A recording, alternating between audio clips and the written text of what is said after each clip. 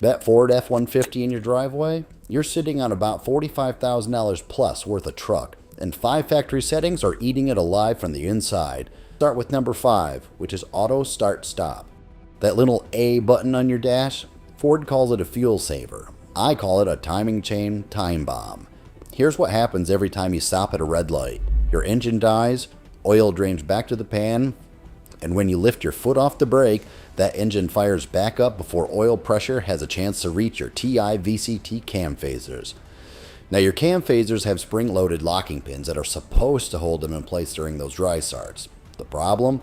Those pins have already proven unreliable. Ford issued Technical Service Bulletin 21N03 and multiple recalls covering 2017 through 2020 F-150s after those locking pins started failing.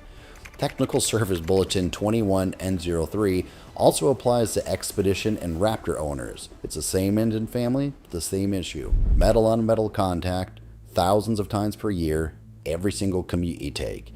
The 3.5 liter and 2.7 liter EcoBoost engines already fail at the cam phasers even without start-stop accelerating the timeline. Symptoms creeping slowly, a faint rattle at startup, a slight hesitation, and maybe a check engine light 6 months from now.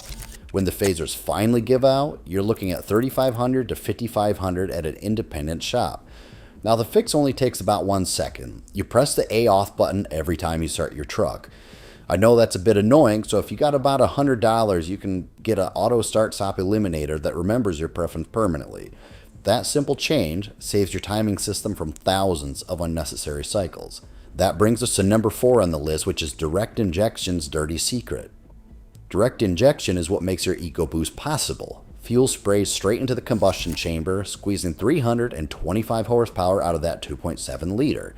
Now on paper, the numbers look incredible, but under the hood, well, a different problem is building up with every mile you drive. Traditional port injection sprays fuel across the back of your intake valves on every cycle, cleaning them as a side effect. Direct injection skips the valves entirely, and that's where things go wrong. Oil vapor drifting from your PCV system mixes with exhaust gases from your EGR. Now both pass across those valve sends mile after mile after mile. Carbon deposits bake on like residue in an oven that never gets cleaned. Here's what mechanics who tear down these engines for a living will tell you. Trucks babied around town at low RPM show the heaviest buildup. Trucks that tow regularly or get driven hard, however, dramatically cleaner. Higher exhaust temps burn off deposits before they stick. Higher intake velocities clear vapor before it condenses. By 60,000 miles, airflow starts choking. By 100,000 miles, some valves have carbon chunks the size of peas stuck to them. Now, walnut blasting is the only real fix once it gets bad. Removing the intake manifold, $500 to $1,200 depending on the shop. Prevention costs literally nothing. Once per oil change, find an empty highway and drive like you actually mean it. Get into the high RPMs, let that engine fully heat up, and let those turbos spool hard. Your EcoBoost was designed to work, so let it work. If you're enjoying this video so far, please like the video, subscribe, and comment down below. I got a ton more F-150 content coming your way, so if you like that sort of thing, then stick around. Number 3 on our list is tow/haul mode. It's the button you're ignoring. That tow and haul button on your shifter? Press it every single time you hook up a trailer. Leave it off while towing and your transmission stays locked in fuel economy programming. Upshifting early, unlocking the torque converter, hunting for efficiency when it should be holding gears and managing load. If you hook up something like an 8,000-pound trailer or camper or boat, and suddenly your clutch packs are slipping to manage weight they were never programmed for. Transmission fluid temps climb past safe limits. That same fluid cools your torque converter, lubricates your gears, and pressurizes your solenoids. Overheat it once and damage cascades through the entire system. The cost of rebuilding a 10R80 transmission, about $4 to $8 grand. The fix? Zero tools, $0. All you gotta do is press that button and leave it on until you unhook. That brings us to number 2 on the list, which is Ford's Intelligent Oil Life Monitor is lying to you. Now, Ford's Intelligent Oil Life Monitor stretches oil change intervals to about 10,000 miles or more. The pitch Ford gives is reduced waste and lower maintenance costs. The reality, though, this system was designed for lease returns, not for anyone planning to actually own the truck. Turbocharged engines run far hotter than naturally aspirated ones. Turbo bearings spin past 100,000 RPM, cooking your oil at temperatures that break it down faster than Ford's algorithm accounts for. The 5.0-liter Coyote shares similar problems despite lacking turbos. Those TI-VCT cam phasers depend on oil flowing through passages measuring about 0.3 millimeters wide. By 5,000 miles, oil viscosity is dropping. Detergents are fading, and sludge is forming in places you'll never see until something breaks. Owners who rebuild these engines all say the same thing. Trucks that make it to 250,000 miles share one thing in common. Their owners changed oil before the computer told them to.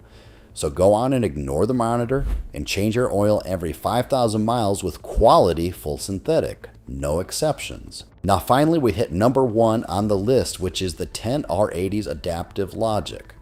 Now here's the one thing everyone argues about in the comments. The Ford 10R80 10-speed transmission.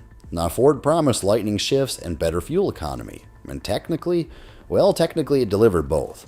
But what it also delivered was harsh clunking, shuddering between gears, jerking at low speeds, and shifting so erratic that owners filed multiple class action lawsuits. Now I know what some of you are thinking. My truck shifts just fine.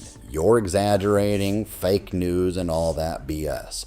And maybe you got lucky with a build date after August 2022, because Ford quietly redesigned the defective CDF clutch drum that caused most of these problems.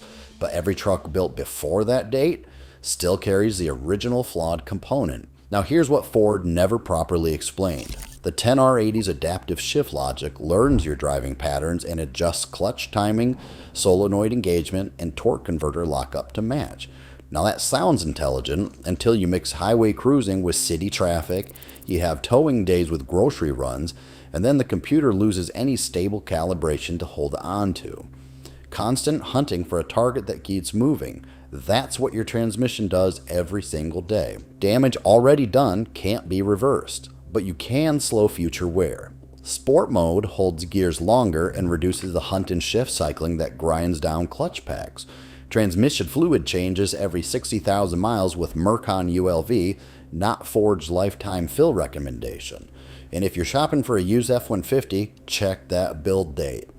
One truth runs through all 5 of these settings. Ford optimized this truck for EPA ratings and 3-year lease cycles, not for owners like you who actually plan to keep it. Disable auto start stop before every drive, push your EcoBoost hard on a regular basis, engage tow and haul every single time you tow, change oil at 5,000 miles no matter what that monitor says, and understand that your 10-speed isn't learning your habits, it's hunting endlessly for a calibration that it will never find. Long-term reliability doesn't come standard from the factory.